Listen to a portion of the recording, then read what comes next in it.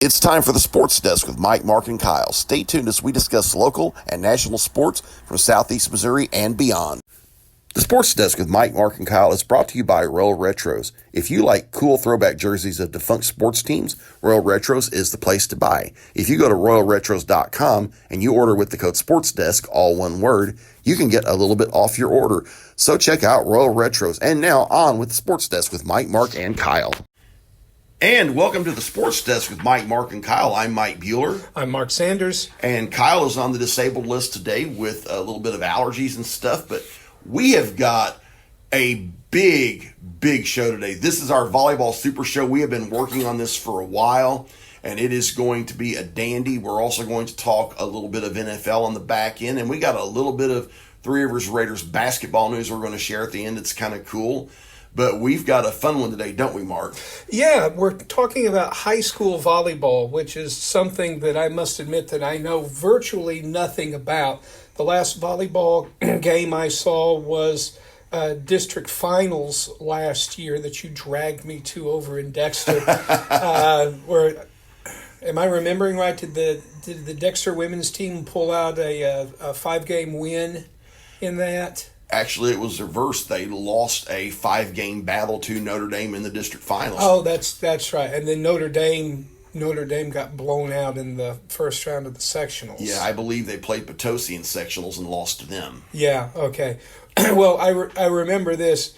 It was really exciting, intense, and those young ladies can really hit the ball. I mean, it was quite the thing to watch. But you know, as far as the strategy and you know, the sort of the game planning that goes into those matches, I'm going to have to rely on your expertise. So what could you tell us going into this season of volleyball here in Southeast Missouri?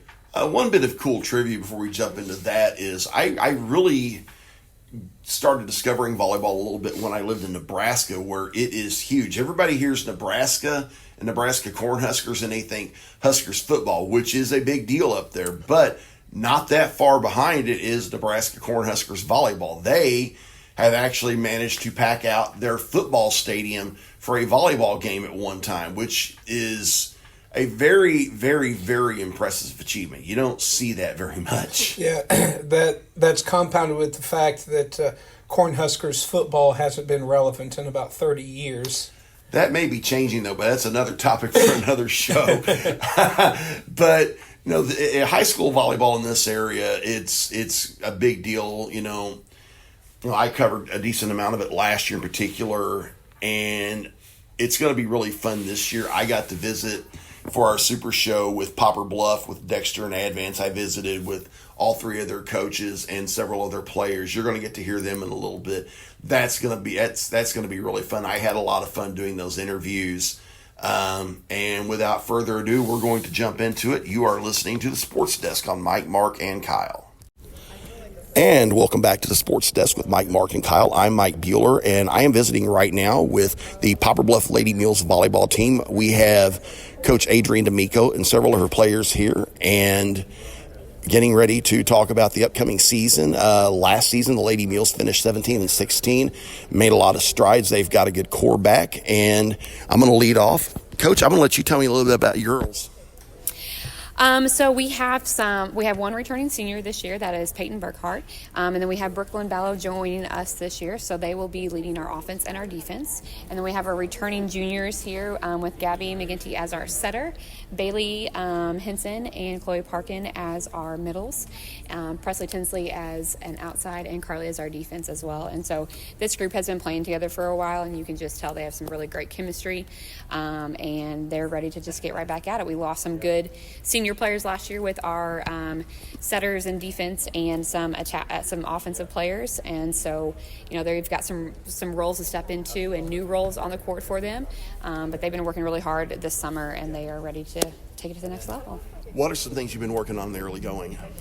We've been working on just like quickening up our offense and being strong on serve receive and being competitive, just being intentional with our play. So being strategic and knowing when to really attack or place the ball, and then just cleaning up what we can control on our side of the court. Chloe, you've talked a little bit earlier about teamwork. Tell me how that's been a big deal so far. Well, we like to keep the we over me mentality because we win as a team, we lose as a team, and that's what's going to get us far this season. I don't know what this is. You're great. Presley, I've heard the word defense talked a lot about so far. Tell me about that. Like defense? Yeah, tell me a little bit about, what you've been working on, how the focus is and stuff like that. We've been really working on focusing on passing and holding. We've gone back to the basic steps in practice and really been focusing on the little things that we need to be able to progress. And we've just all worked really hard as a team this week trying to get the basics down before we start practicing for the big stuff. Good deal. Carly, I've heard a lot about team. Tell me about y'all's team bond. How has that really been key for y'all? I think we, as a team, believe that when we step onto that court, everything goes away, and it's really just, at the end of the day, we're all working for the same goal, and that's to be successful in everything that we do, and know at the end of the day that, again, what Chloe Parkin said, the we over me mentality. I think we really dig deep into that whenever we're down or struggling. We kind of just go back to the basics of we're a team, this is us, and this is all we have, and we have to work hard for what we want. Good deal. Bailey, she just said we over me. Give me some thoughts on that. The way over me is just everybody's together. I think at the end of the day, some people will have their own mindset and focus on themselves, but they forget that they have players around them that also support them. And so all together, I think all of our energy, being the same, I think helps us all out. That's what it means to me. Gabby, y'all are finishing up your first week of practice. How's things been going so far? I think they're definitely going good. We are all starting to come together as a team and pushing each other, and we're all working together, and yeah. Good deal. Brooklyn, I've heard a lot about teamwork. I've heard a lot about defense. What's it been like so far? What are your thoughts? So, Chloe went over is the we over me mentality. I think as one person, we go into it practicing and playing one way, but as a team, we have we have a support system, and nobody's better than the team that we have because we all work together. And throughout the years that I've been playing, and I've been playing with these girls, I've never had a coach that has been so motivated in thinking about mindset, mentality. It's only been physical and work us, and which is all good, but mindset is what's helped us and what I've seen improve the most. Coach, I've been hearing a lot about chemistry. Just from sitting here, I feel like you all have a really good chemistry. That is such a key thing. Tell me about that. So, we've worked really hard to do that this year, just picking each other up and putting ourselves in drills where it's not just, somebody that we've played with all year long. So we've really been working hard to bond, whether you're a freshman, sophomore, junior, or a senior, making those connections within our team. And so that really helps our chemistry. So no matter what drill we're doing, these girls have done a great job of just getting together, picking each other up, making a drill run smoothly so that we can get better. And they have fun doing it. And so, if we're in here working hard all week and all summer, especially this first week of practice, we've had some fun doing it, and that's what we love about volleyball. We can have fun, and we can work hard, and we can achieve our goals together. Good deal. When is y'all's first match, and when is y'all's first home match? So our first match is our first official game of the season is September 2nd, and we go to Cape Central, so that's a big game for us. And then our first home game will be that Thursday on September 4th, and we host Fox High School. That'll be a good one. And that has been Adrian D'Amico and the Poplar Bluff Lady Mules volleyball team. And you are listening to the Sports Desk with Mike, Mark, and Kyle. This is Mike Bueller, and you are listening to the Sports Desk with Mike, Mark, and Kyle. And we are back on the Sports Desk with Mike, Mark, and Kyle. I'm Mike Bueller, and I'm here at Dexter High School, joined by Dexter volleyball coach Haley Orff. Haley, welcome to the show. Thanks, Mike. Appreciate it. You're coming off a great season last year, 24 wins, county champions, district runner-up. What do you need to do to have another great year? Well, we need all 6 spots working hard, Mike. We have some adjustments to make from last season, losing those 4 great players, including our 5-1 setter, Libero, and Kate Nichols, of course. One thing that's good news with y'all is your cupboard's not bare. You've got some good players coming back. You've got some good hitters coming back. Claire Essner's one name that pops out. Yep. You got Mo Minley back. You've got Karis Kennedy back. Yep. Tell me a little bit about some of the kids you got back. I mean, you named them. Karis and Claire, we're really expecting and hoping for a big year from them from that middle back position, coming down the pipe, as well as, hitting on that front row. We are going to attempt to run a 6-2 this year, which is different from last year with an upcoming junior, Brooklyn Goodman, and Callie Comfort, our senior. But again, it's just there's a lot of tweaking on finding our best foot, and we're still kind of working to figure out where we're going to land on that with some of these big games. What are some things that stood out with y'all in the off season? In the off season, camaraderie is great. Girls are having fun. They're working hard. We do have several multi-sport athletes that are devoting time to other sports. But I think almost all of our girls put in a good amount of time in the off season, and I think spirits are high and attitudes are good. And I'm really hoping that we can continue to sink in and get the job done again this year. Your season starts right after Labor Day. Any thoughts on your schedule? As always, we start out with those 4 big bangers. We got Arcadia Valley, Saxony, Jackson, and Cape right out the gates, so those are four big games for us that really kind of put us to the test to figure out what we've got and what we've got to work on. So we're excited for that. It's a good problem to have. So this week in practice, we're honing in on looking at some summer video and figuring out, where our errors are coming from and how we can continue to beat these teams with more height than we have. Mo Minley, she is becoming quite a force at the net. She had a great year last year, and I see obviously bigger things from her this year, and leading into her senior year, she's going to be a force to reckon with on that front row. Sounds great. And that is Dexter volleyball coach Haley Orff here on the sports desk with Mike, Mark, and Kyle. Joining me now on the sports desk with Mike, Mark, and Kyle is the Dexter Lady Bearcats volleyball team. Lady Bearcats are coming off a great season last year. They were 24 wins, county champions, have got a pretty good core back, and we're going to visit with some of these ladies here right now. Callie, I'm going to lead off with you, Callie Comfort. Like I said, great year last year. What do you need to do to run it back? I think us as a team just coming together and just building our bond closer together would be a big step in the right direction for a good season. Claire Essner, what has been kind of a big theme with y'all in the off season this year? Definitely team bonding. Our Branson trip was a great step towards that. And like what Callie said, you have to build that bond, or on the court it doesn't look like it's in sync. Karis Kennedy, what has stood out to you as you are heading toward your season opener right after Labor Day? What has stood out the most, in the days leading up? I think we've been working really hard in practice. I think we have pieces that are coming together, and I think that we're all starting to work as a team, and yeah. There you go. Mayla McBride, you got a solid schedule this year. It's always a good challenge. Stoddard County is one of the best conferences in the area. SEMO Conference is always rugged. What stands out the most about your schedule? I think the challenge. I think we're ready for it. I think we're ready to face the bigger teams. We are a smaller team this year, and I think we're excited to see what the season ahead holds for us. Mo Minley, a great foundation last year. How are you all building on that? We're building on that because a lot of the starting players have came back, but we've also lost a few strong players, and we have a lot of young talent this year, but we've been working really hard, and I think we're ready for this season. One sense that I'm kind of getting with you all is it's less of a rebuilding year and more of a reloading year. Callie, any thoughts on that? I think you said it perfectly. We did lose a lot, but I feel like we have a good amount of people with lots of good talent coming up too that we can just start fresh and just keep going from there. Claire, one thing that me and Coach talked about earlier is your opening 4 games are absolutely rugged.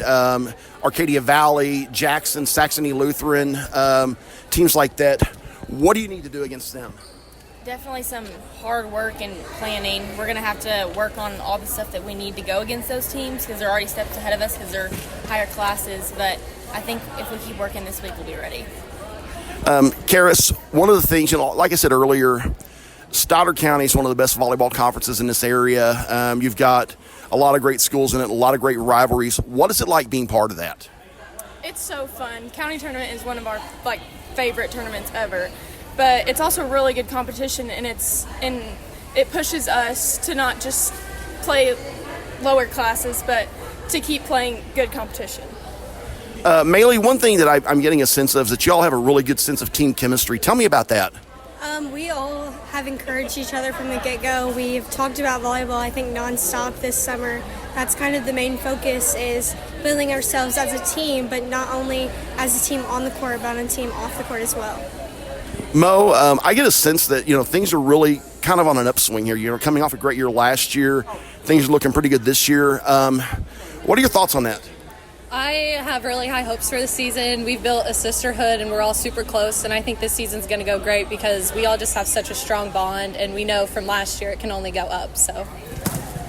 And there you go. And that is the Dexter Lady Bearcats volleyball team, and you are listening to the Sports Desk with Mike, Mark, and Kyle. This is Mike Bueller, and you are listening to the Sports Desk with Mike, Mark, and Kyle. And we are back on the Sports Desk with Mike, Mark, and Kyle. I'm Mike Bueller, and I am here at Advance High School visiting with the Advance volleyball team. And soon I'll be visiting with head coach Erin Hoffman, but right now I am visiting with some of her players. The Advance Lady Hornets are coming off an unbelievable run of postseason dominance. In the last 7 years, 5 state titles, 6 trips to the state finals. So in Advance, we know what the goal is. We want to win state. And leading off, Brogan, I'm going to start with you. What do you need to do to bring home another state title?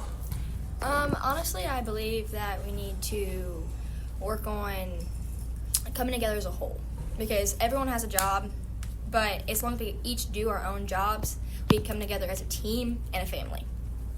There you go. Ashlyn, what has stood out? You guys got back to official practice last week. What has stood out so far?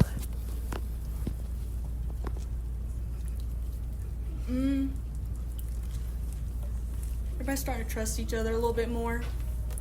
There you go. That's always a big thing. Ava, what has kind of been a theme in the offseason this year? The theme this season is just kind of climbing our way back up to the top in the postseason. Kendall, team chemistry, tell me about that. I'd say that all of us get along very well. We have a lot of underclassmen playing on varsity level, and I think we take us being upperclassmen and the younger ones, we know how to bond easily. We know how to interact, and we don't take ourselves as older or younger. We take it as a big group, as a family, and just as a family. There you go. Emma, one thing that stands out about this group is y'all got a lot of experience back. I mean, you only graduated one player, so y'all been doing this together for a while. How does that help? It helps because we know who talks, who gets what, the roles everyone plays. It just helps with creating that foundation first of trusting each other and working as a team. That way we can focus on details and skills. There you go. Brogan, one of the things that stood out to me about y'all is y'all play an absolutely rugged schedule for a Class 1 school. I think last year y'all played the toughest Class 1 schedule in the state, or pretty close to it. How does that prepare you for what you want to do in the postseason? Well, in reality, when you play harder teams, you get better. And that's just the truth. But playing those harder teams gets you to learn what the weaknesses are. We learn our weaknesses and we prepare for the postseason. We play everything first, figure out what we're not exactly strong at, and work on those details harder. There you go. Ashlyn, one of the things, chemistry, I get a sense of family. Tell me about that. We've just all grown up to each other. It's such a small town. We've always played with each other. Just get along. There you go. Ava, one thing that, going back to the schedule, y'all are one of many teams that play over at Dig for Life in Cape the middle of September. That's always just a super tournament. How does tournaments like that get you all ready for the big dance? Basically, coach just puts us in the top level of the tournament.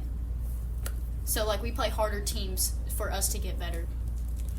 And we've talked about this in the past. One thing that helps, I was telling somebody recently about Coach. I said, she's unflappable. How does that help you all? I don't even know what's flappable. What does that mean? She doesn't shake. She doesn't get shaken.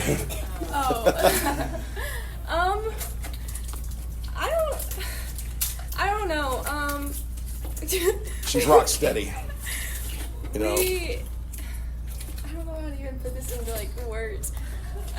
Like it seems like she doesn't get flustered to the public, but as our players, like so during games, during games, you know, she's very calm and she, you know, tells us what to do. But as soon as we go into practices, you know, she's gonna put into details of what we need to do, what we need to work on, and what's gonna work best for the next level to win state. So she knows how to really, I guess, interact with her players very well, and how we adjust to how she coaches and all that good stuff. There you go. And that is Advanced Lady Hornets volleyball players Brogan Hawkins, Ashlyn Tidwell, Ava Bowling, Kendall Hitt, and Emma Eilers here on the sports desk with Mike, Mark, and Kyle. And joining us now on the sports desk with Mike, Mark, and Kyle is Advanced volleyball coach Aaron Hoffman. Coach, welcome to the show. Thanks. Like I was saying earlier to your girls, everybody knows what the goal in Advance is every year. Win a state title. What do you have to do to win another one? I feel like a big thing this year is going to be a lot of details. There's a lot of talent that's going to be in the way of the places we want to be, and so we're going to have to go beyond your basic solid volleyball, and we're going to have to find some details here and there that'll put us one step above the competition. There you go. What has been a big theme for you this offseason? What's kind of been something that's really been a big thing, you know, as you get ready to come into another season? Probably every year, you're always trying to find that group that will become the leaders to replace the seniors you lose. We lost one senior. She had great leadership. So I'm hoping that this group of seniors that you heard from just a minute ago, I'm hoping that I don't need one specifically to do it. If they all step up and become leaders and realize this is it, this is our last chance. Let's figure out how to make this team get it done. And that's a big thing. I mean, you've got so much experience. I mean, you may be the most experienced team in Southeast Missouri. How does that help? Well, I guess knowing the competition and the steps and how hard it is, because it is not an easy trip to get there. So knowing what it takes to get there like that, the hard work and the mental work, I think that's probably more the bigger part, is that mentality of knowing what you've got to do to go that far. One word I said to them earlier, team chemistry. What are your thoughts on that? Well, we've only been going for about a week. We've had kind of a different sort of theme as well this summer, and it's been vibe. And before games, we'll go, like we're vibing together as a team, and it's different this year. Like, as of right now, I think they're all here for one reason. Like, there's no other distractions or I don't know how to explain it today. This year feels a little different. It feels good. There you go. And go ahead. Like I said to them, I mean, y'all play a legit tough schedule. I think it is one of the toughest, if not the toughest, in Class 1, but it always prepares you. Tell me about that. I don't think records matter.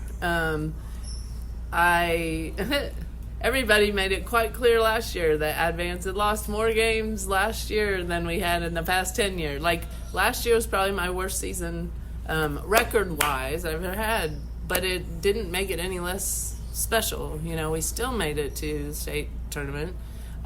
So all I care about during a season is improving to get where we need to be come postseason.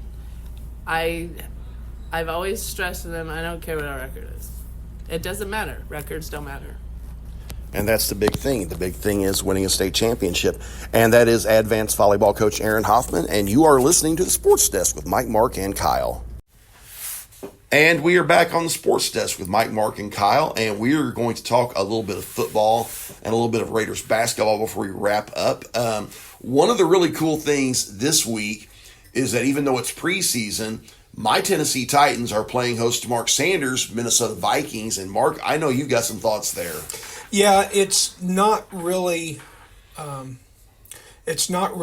to be an important game for the Vikings in terms of their starters. None of their starters are going to be anywhere near the playing field except standing in street clothes on the sidelines. So, you're not going to see J.J. McCarthy. You're not going to see Justin Jefferson.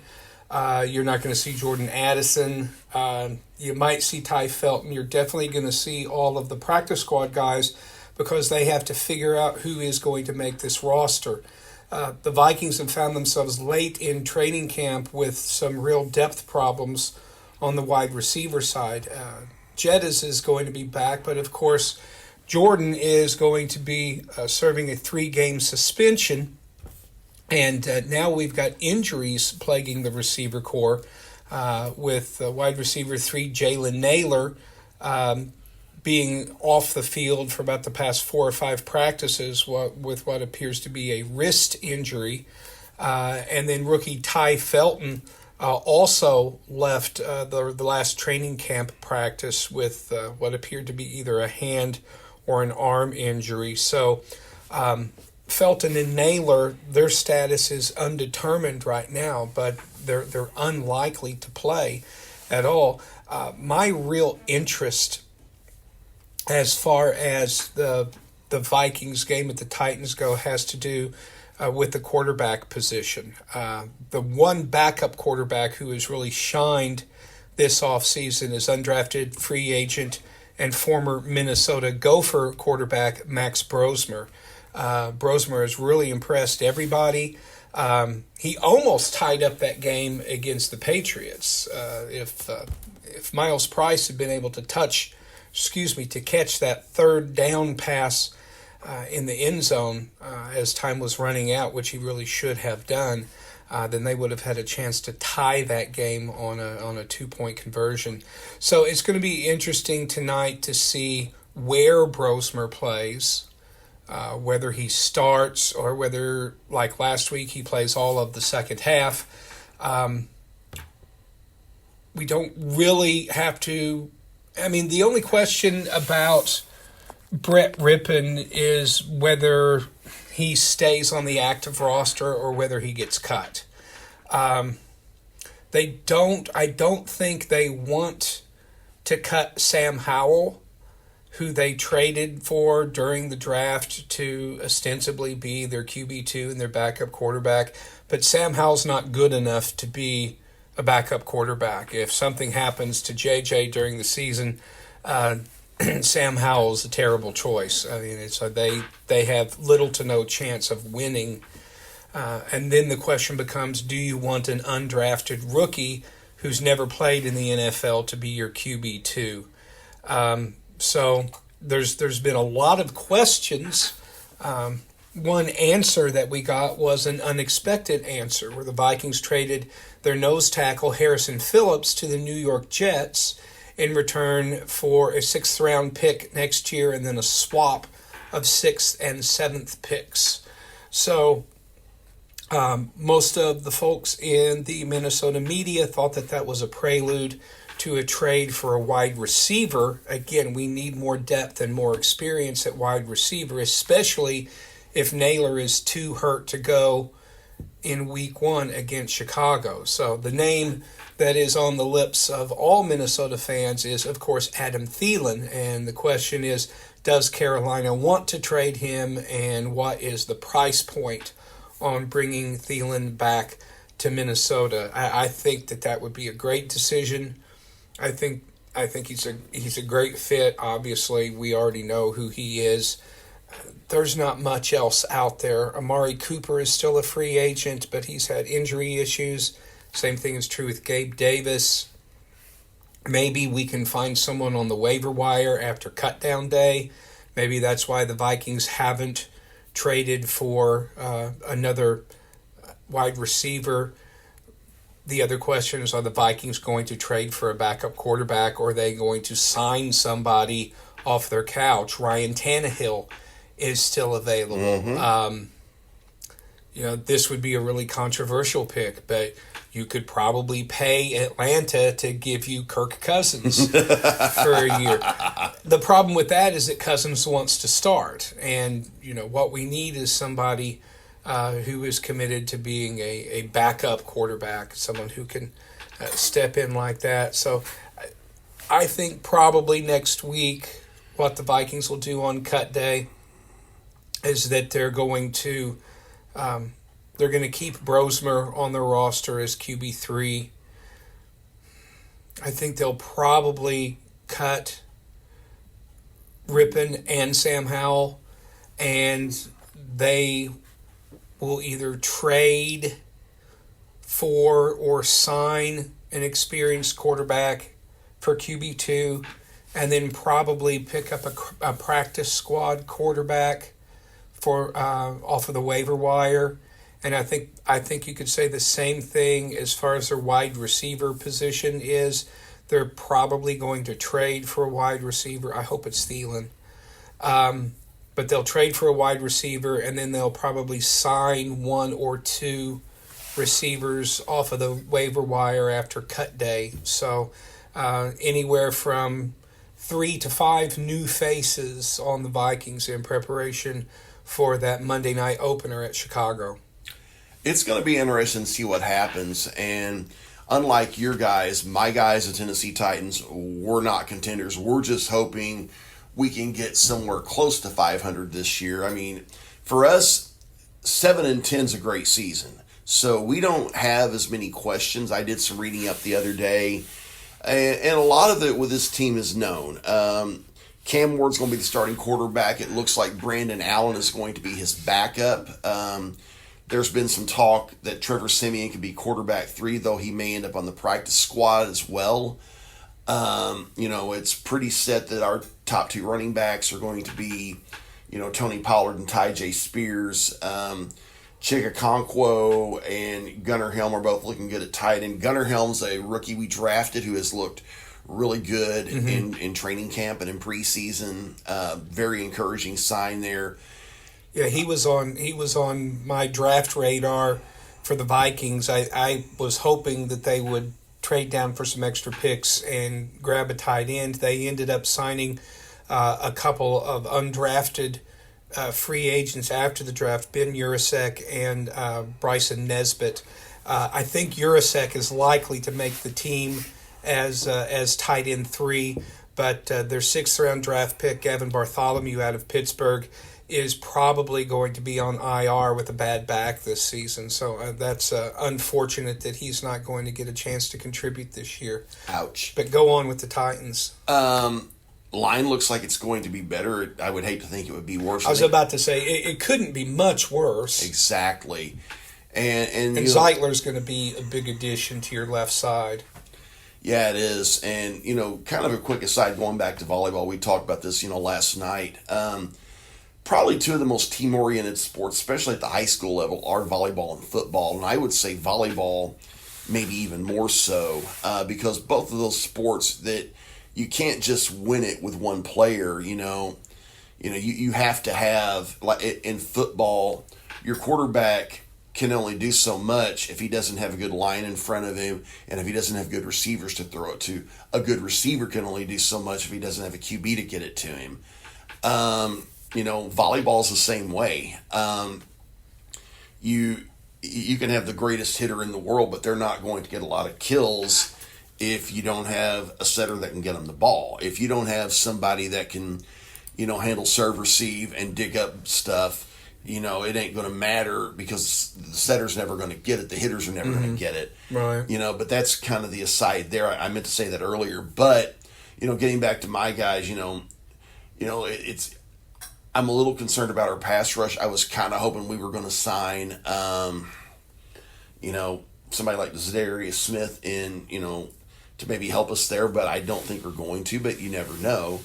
Again, like I said with this Tennessee Titans team, we just want to win. We want to get closer to 500. I mean, anything better than 7-10 is a bonus. If we finish 8-9, that's a great year. If we do the unthinkable, we'll go 9-8 and contend for a playoff spot, we're going to be rejoicing, in Titans Nation. Yeah. It's funny that you mentioned Zadarius Smith. He is the fool's gold of free agent defensive tackles. It's like, this guy could really contribute. Oh, no, he did not. The Vikings had Smith a couple of years ago, and they let him walk for production and salary cap reasons. So, looking over Minnesota Star Tribune, Jim Suhan is mentioning possibilities to replace Howell as backup quarterback. One of the really interesting names that I hadn't considered was Mitch Trubisky, who they say it would actually be a really good fit here in Minnesota, but it looks like Buffalo is probably going to select him as their QB2 over Mike White. And then, of course, there's always... and this just sounds like a nightmare. This is a guy you don't play unless you're completely out of playoff contention, and that's Jameis Winston. He of the 5 touchdowns and 5 interceptions in the same game. that of all the Jameis Winston lines, that is the Jameis Winstonest. Yeah, absolutely. One little bit of cool trivia before we wrap up this week's show. Got a little bit of Raider news that came out after we recorded last week. The Raiders have released their full schedule for the upcoming season. Their season opener is going to be absolutely legit. We are opening a season on Halloween night, and we are playing Gulf Coast State College. That is a big deal because Gulf Coast State not only had a great season last year, just missed going to Hutch. And a lot of people think they should have made it. But Gulf Coast State also has a very familiar name leading them. And that is... Lane Ballou. Lane Ballou, who we had on the show earlier this year, talking about his time here in Poplar Bluff with the Raiders and how his coaching career has developed. He was one of the names that was mentioned a couple of years ago when Brian Bess announced his retirement and we began to search for someone else to lead the Raiders. Lane was one of the names that was bandied about as a possibility. Of course, we went with former national champion Robert Kirby, who in his first year as head coach here at Three Rivers took the Raiders back to the national tournament in Hutch. So this should be a really good matchup, and we might add that it is part of the First Midwest Bank Classic to kick off the season. So after that first game against Gulf Coast, they'll be taking on perennial rival John A. Logan from over there in Illinois. So a couple of really good matchups on Friday and Saturday, Halloween and All Saints Day. Yeah, that's going to be a great tournament. It's going to be us, Gulf Coast, Logan, and Mineral Area. So that's going to be 2 premier matchups. And also on that Saturday, the Lady Raiders kick off their own classic. I know that they play on Saturday and Sunday of that weekend. I know one day they play Olney Central, another day they play Wabash Valley, which is a big rivalry. So that's going to be a great weekend of basketball. But I want to say that opening night matchup between the Raiders and Gulf Coast State is going to be not only a great TRC matchup, that's going to be one of the best junior college matchups in the entire country because, like I said, Lane almost got Gulf Coast State to Hutch last year. A lot of people thought they should have gotten a large bid and were kind of snubbed. So that's going to be, NBC back in the 90s when they had Seinfeld and Friends and all those sitcoms on, they called it must-see TV. Well, this is going to be must-see JUCO TV. Yeah, and as we look ahead, as we get down to the end of October, you can expect another super show when we take a look at the Raiders and Lady Raiders schedules and talk to the coaches and perhaps some of the top players as we give you a preview of that. But what's coming up next week, I hope that this week's volleyball preview has whetted your appetite, because it is our high school football super show coming up next week. Yes, and we are already working on that one. We're working on some guests, and it is going to be a fun show. You do not want to miss it. But this has been a great show this week. So I'm Mike Bueller. I'm Mark Sanders. And you have been listening to the Sports Desk with Mike, Mark, and Kyle.